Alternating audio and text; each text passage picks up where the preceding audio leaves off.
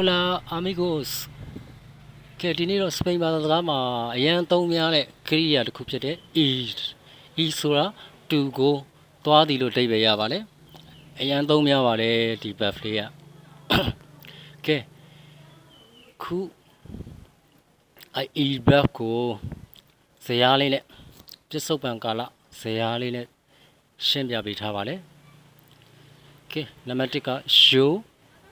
voiငါသွားတယ်ကျွန်တော်သွားတယ်နောက်တစ်ခုက tu vas မင်းသွားတယ်ခမည်းသွားတယ်နောက် el va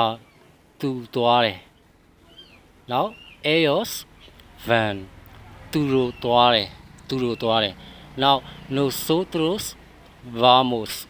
ငါတို့သွားတယ်ငါတို့သွားတယ်ဟုတ်ပြီ ejemplo ဥပမာအနေနဲ့ yo voy al mercado yo voy al mercado ဆိုတာငါဈေးကိုသွားတယ်ကဲနောက်တစ်ကြောင်းက vas a la escuela hoy vas a la escuela hoy ဆိုတာမင်းဒီနေ့ကျောင်းသွားမလားလို့မေးတာပါကဲဒီ el verb ကစပိန်ဘာသာစကားမှာအရင်သုံးများပါတယ်စင်ပြေကြပါစေ ciao